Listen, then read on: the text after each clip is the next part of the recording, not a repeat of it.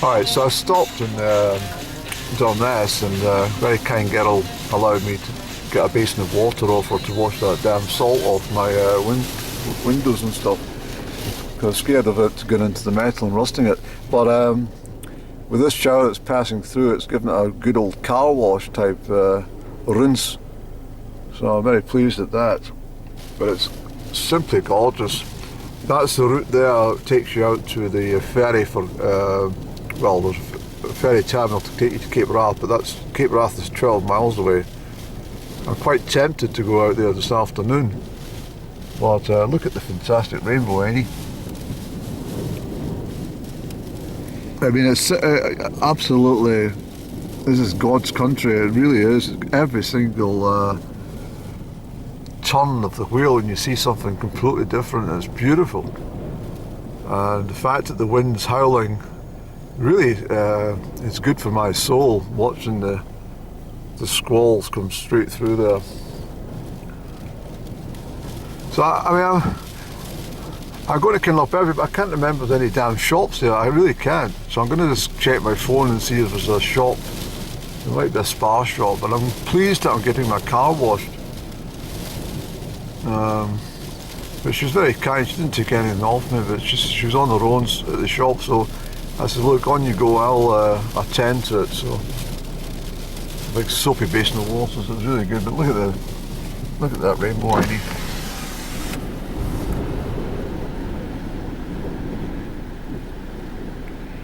Yeah, so Keodell, that's the name of the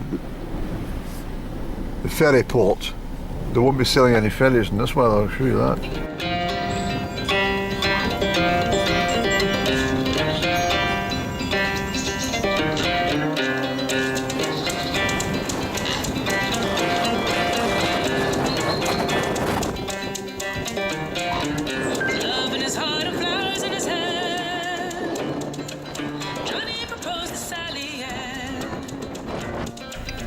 Probably won't pick it out very well, but all the rolling mountains from right across the whole of West Scotland is all starting to materialise. As I say, the wind is absolutely phenomenal. It's fantastic. So it's car shots, but that's just the way it is. Kinlochbervie, 4 miles. Alright, so I'm about 3 miles from Kinlochbervie, twisty roads. I can't believe that I used to do all this on just on a whim. I mean, I've been up to, I haven't stopped at Durness before, and even my stop there today was very short-lived because the wind was absolutely howling, and the weather closed in quite dramatically up there. And I thought, I'm not searching for a cafe or anything. I just decided to keep going. Apart from getting my car washed with that basin of water, as I mentioned. But instead of me mumbling on, I mean, the weather's really dramatic. It keeps changing. But I'm saying to myself that you used to just travel here, and you would come on foot and put your thumb out or collect a bus, wherever the one was available. It's quite remarkable. I don't know. I left an awful lot of things just to chance. And there's the bus to Durness passing.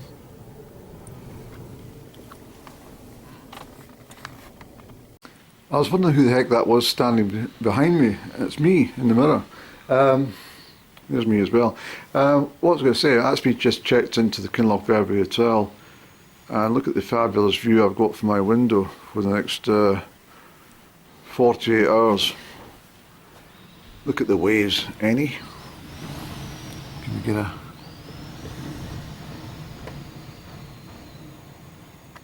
I've got, well, I'll put about that thing there. There's it. That. But the waves behind. It's quite a storm. And I'm actually alright about that because it's... Cape Wrath would have been out the window anyway because it's a ferry you need to cross. I thought that. So a ferry which only operates in summer months, and as I say, in this sort of weather, there's no ferry would be sailing, I don't think. I don't think even Calmac will be sailing in these conditions. It's pretty fierce. It's been like that since I left, well, certainly after Lair gets started to pick up, but Durness and south of Durness, and here it's particularly bad. We're right up in the northwest corner of Scotland. I mean, you can't get any further than Cape Wrath or Durness Head, so we're only about, well, probably about 30 miles from the top. You can't actually do it. It's all military. It's a military zone. You can walk through it, but if the flags are up, you can't. So a lot of people do that Cape Wrath trail, and they walk all the bloody way from Fort William, and then they get to that point, and they've only got a few miles to go, and the military are, you've got exercises on, and the flags are raised, and people can't complete it. That's just the way it is. And the military don't announce what they're doing, So a lot of people get caught out with that one, I'm afraid. But I think the room's quite spiffing, Andy. Look, it's very spacious. It's king-size bed for sure. Nice chest of drawers, coffee area.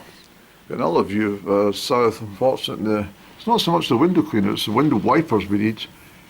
But that's down into the industrial part of Kinlochbervie, the harbour area, with a.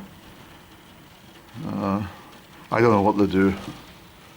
There's always industry around here. So I'm quite looking forward to my meal as well tonight.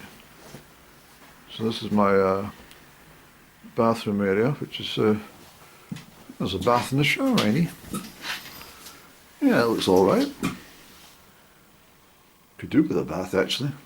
I had a lovely shower this morning. It was roasting hot water, endless hot water. Velvet, I don't know what the hell Velvet is. Can I smell it, Annie? Oh, it's bloody stuck on there so you don't take it with you. I like this. I've got this in my bathroom, but it's black and white, so that's the same stuff. It's good. Yeah, it's a good room, Andy. A little couch, a casting couch. And, yeah, it's very pleasant, very clean, and it's it feels quite homely too. So the car's parked down over there, and I need to pick my bags up from the boot.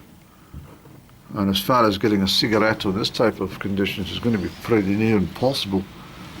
So I'll have to go to the lee side of the building. You can probably hear the wind, Annie.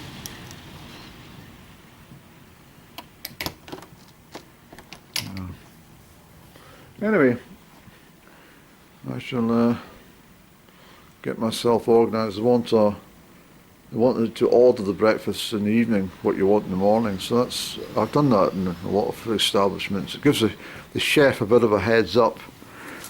When I was working as a chef, and I remember that bloody morning, I'll never forget it in my life. Have I told you this story? I don't think I have. But every single guest, for some bloody reason, wanted poached eggs. Every guest. Poached eggs are fine if you just get one or two customers wanting that, but if you want every damn person, you've got to keep having fresh boiled water. little bit of vinegar added, and poached eggs have got to be right. They can't just be any old way, they've got to be absolutely spot on. In the hotel that I worked in, you had to garnish the bloody stuff with chopped parsley.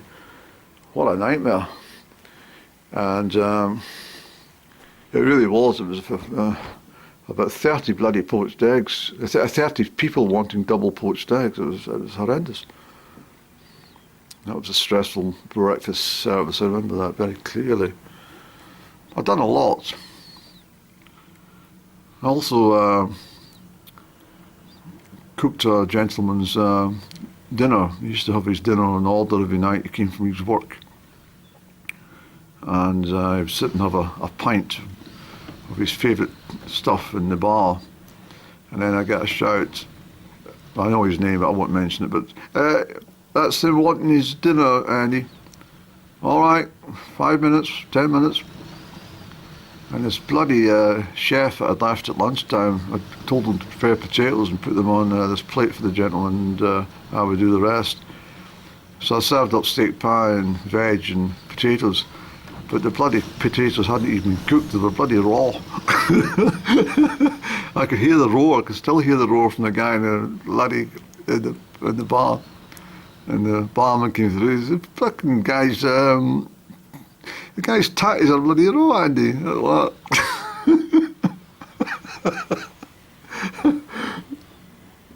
anyway, I'm talking too much here, but I've been here, as I say. I mean, it's quite incredulous. Where I'll take you tomorrow, I've been up there as well, and how the hell I got here? I think I just landed. I mean, I came here. And how the hell I got away from here, I've no idea. Honestly, I've got absolutely no idea how I got from Kinlochbervie back down to Perthshire on that particular trip. It's fascinating when I think about it. Actually, I wish to kept a diary every single year of my life. It'd be bloody interesting to sit and watch, read that. Make a bloody Hollywood movie out of it. This can't be true. Alright, so it's full cooked breakfast for next 2 mornings. And the menu that they've given me is not bad actually. It's quite reasonably priced too for a hotel, so I'm quite chuffed with that, so I'm looking forward to things later. So I'm going to go down and brave the elements, get a cigaretto in a sheltered spot, and take it from there, you see. Yes.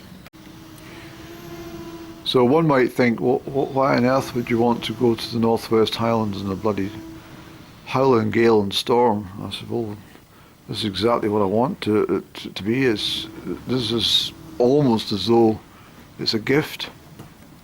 I would want to be here in calm, dull, dreary conditions. I wanted it to be lively and, you know, Mother Nature at its best.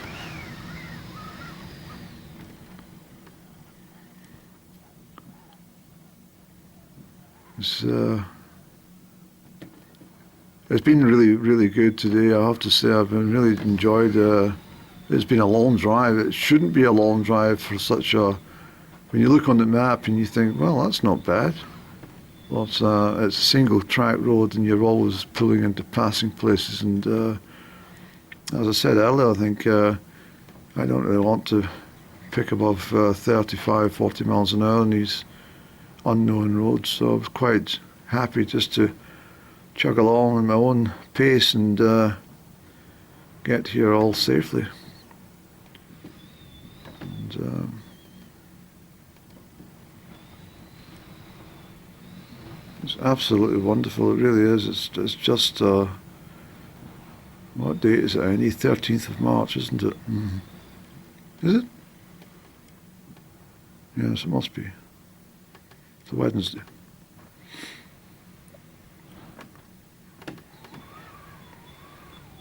I love the wind.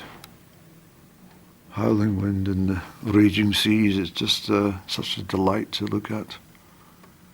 But I was going to hurtle up a couple of miles to a place called Old Shore Moor, which I visited before. It's a beautiful sandy beach. But I thought in these conditions there's no point, because the camera would just be taken out of my hand. It was struggling earlier on with it. Look at these waves, Annie. Of course, we have a new moon. I meant to mention the new moon came on the 10th of March, 5 a.m. and it's a new moon in Pisces, and Pisces being a water sign. This is why we're getting this so much watery rain and mist, and that's before certainly in Perthshire it's been very gloomy with the easterly mist and and gloom. But this is absolutely wonderful. Pisces will be a changing sign on the spring equinox next week, and then we'll move into sign of Aries. So we're already starting to pick up speed in the year of 2024. So things have got to be done, and that's what I said a few weeks ago. I'm going to head up to the Northwest Highlands. I want to capture it when it's still in its raw state from the winter months, you know. In actual fact, I think the conditions are such that we might actually get some snow on the tops of the mountains in the next 48 hours. It's to be turning much colder as well. But I'm not here to give a weather report. I'm just, is that my camera lens on there? I don't know. But, so I better get myself prepared and get downstairs and get something to nibble upon. I'm going to the bar. I'm going to have a cola later, but I'm not going to join in any alcohol. I might have a glass of port with my meal. I don't know. I'll see how I feel. I'd rather wake up fresh and happy. Oh, I remembered that bloody. I was talking about it at Lairg Hotel last night. I couldn't remember where the hell I stayed. I'd gone from all these different from Inverness to just about every bloody bar up to Tain, and by the time I left Tain I was half pissed, and I got to Lairg and I was completely pissed by the time I left the bar to get to my accommodation, and the guy thought, what the fucking hell's this? I said to him, I've had too much to drink, and I collapsed in a bloody heap before he even got to the bloody bedroom. And I remember it was a kind of a big white cottage, smaller than the one I was in last night, but I remember it in the morning. I think the guy looked at me as if to say, you know, are you going to face breakfast? I says, no, I don't want any breakfast. I'm going down to the bar for head of the dog. Just be careful what you're doing then.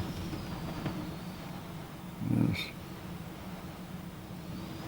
Yeah, well, that's just the way it was, wasn't it? Bloody Paulson's late, is he? 5:30 in the evening. I suppose that's the way it works up at this part of the world. It's, you know, people are awful demanding down in the central belt.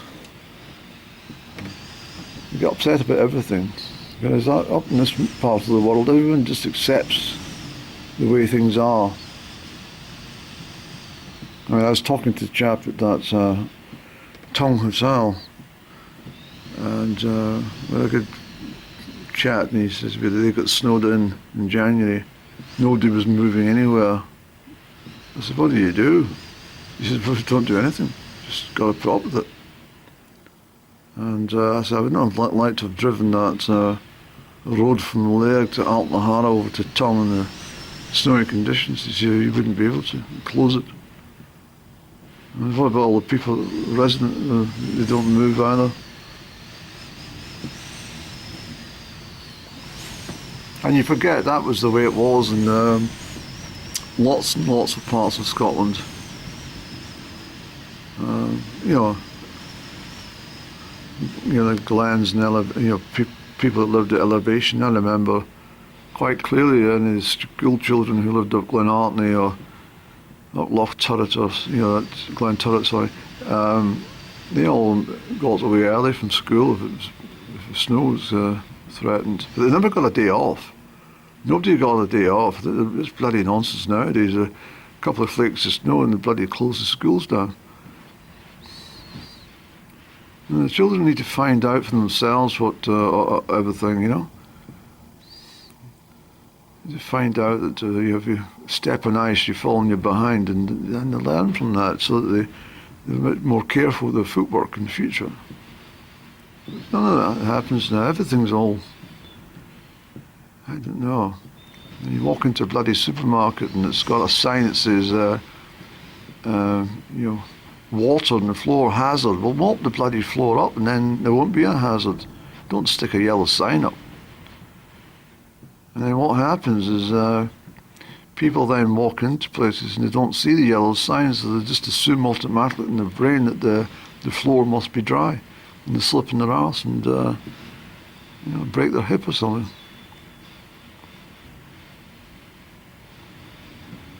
There's no common sense. It's very odd. I don't know. It's people have, as I say, they're very demanding. Everything's got to be.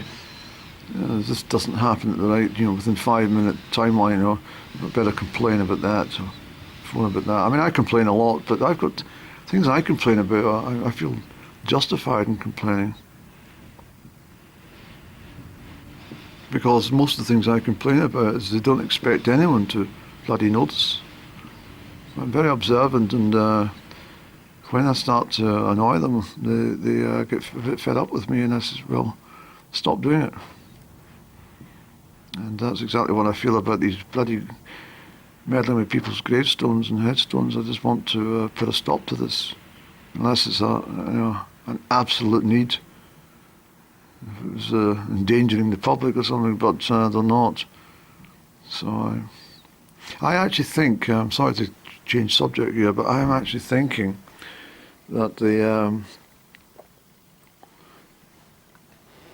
stealing the plinths from Crieff cemetery and taking them to the cemeteries in Bertha and using the Crieff ones to prop up the ones to make the graveyards a lot nicer in Bertha.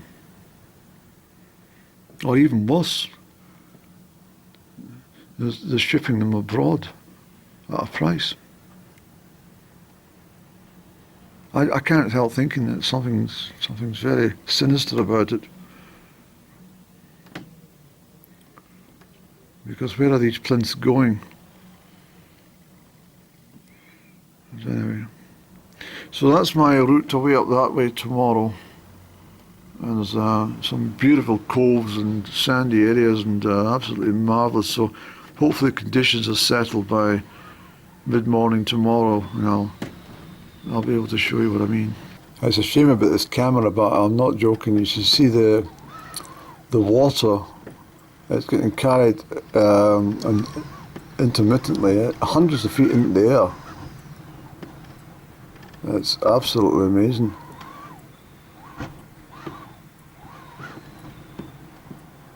I don't know if you can see it. As it rattles right across the surface, it just picks it up and just, it literally 60 to 100 feet in the air.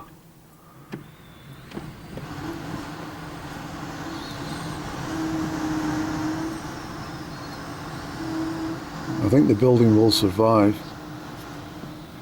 I can see the sun starting to break through all the way to the west though.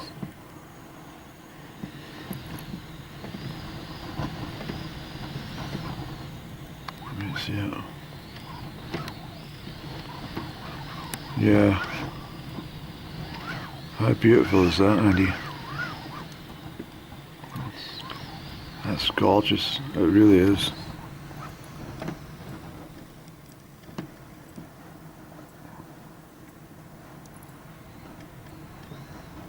Imagine living up here and seeing all these different elements that, the sea is one thing, it's just like the sea and the sky together, just amazing.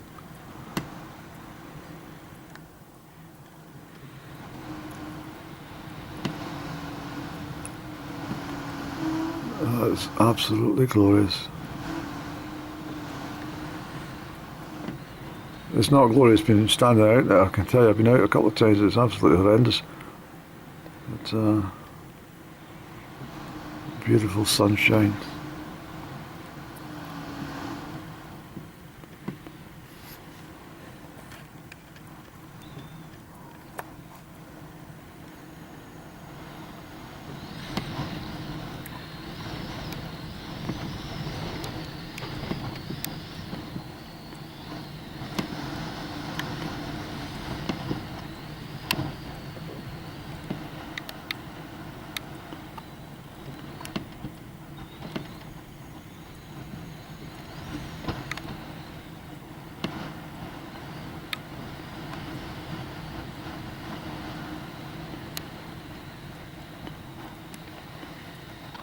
Oh well, Andrew.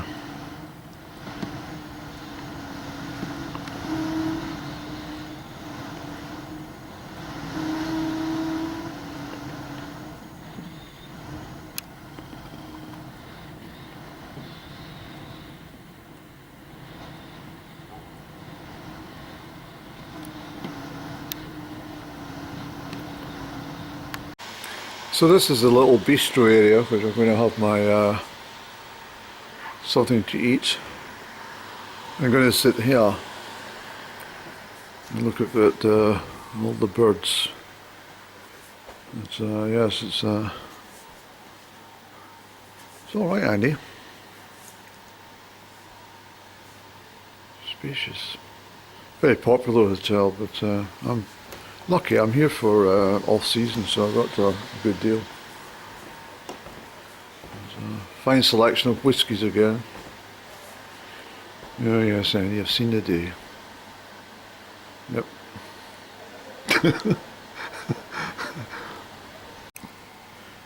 Confirmation of being a teetotal. But I think well, not sure. The bar's open till 10 o'clock, I noticed, but yeah, it's not. I've seen it done every single angle on alcohol, and I don't bother with it. I don't really see the point of. I have literally done it all.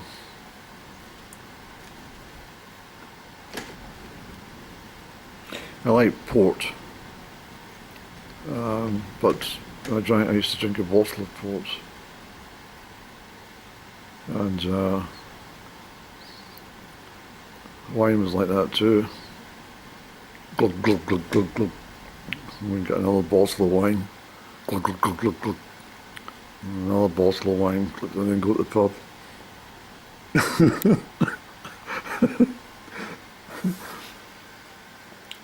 Two entirely different feelings you get with either drinking red wine or white wine. Actually, I think the last time I was,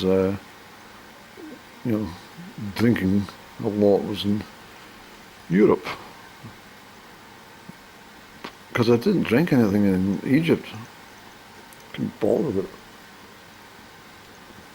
That was the time. That's what happened. It was when I was in Egypt. I'd all inclusive, but I just didn't. I never went to the bar once. I didn't want to. I think it's because my mind was all shaken up. And I thought if I take a drink, it could be the bloody end. So I've not had a drink since then, you see. I won't forget this view, any. Perfect.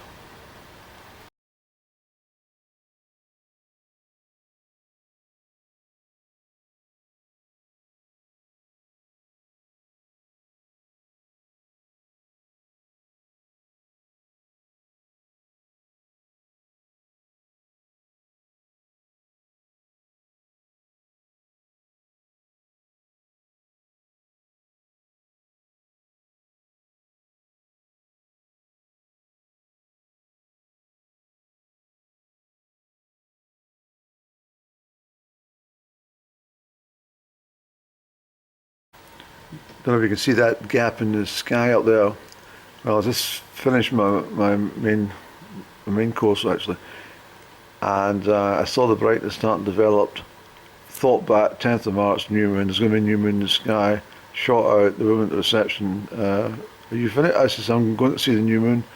I've got a feeling it's in the sky. I walked out, and right above was a brand new moon. So I came back in all excited. I thought she thinks a bit bizarre, but I said, ever since I was a child, I used to be able to tell people there's a new moon on its way, and they used to say, "Well, how do you know that?" I said, "Just feel it in my bones." And I can always tell when a new moon's in the sky. Absolutely. I mean, the 10th, you won't see it in the first couple of days, but I just knew myself, and I saw the clearance up there, and that. I said, that's the new moon doing that clearance, and I couldn't believe it was out there. Well, I can't believe it actually, and it's a big smiley moon, so it's wonderful. The last one before Easter, you know, the last lunar cycle before Easter, I should say. So, wonderful feeling. When the moon smiles at you that way, it's a wonderful thing. See, if I'd seen it through the glass, then I've got to wait for another month for the effects of the, you know, if you think of bad luck. Not really bad luck, it's just your fortunes is not as good as it would be if you'd seen the moon without the glass in front of you, see. But, anyway, another story from Andrew. He's always full of things to talk about.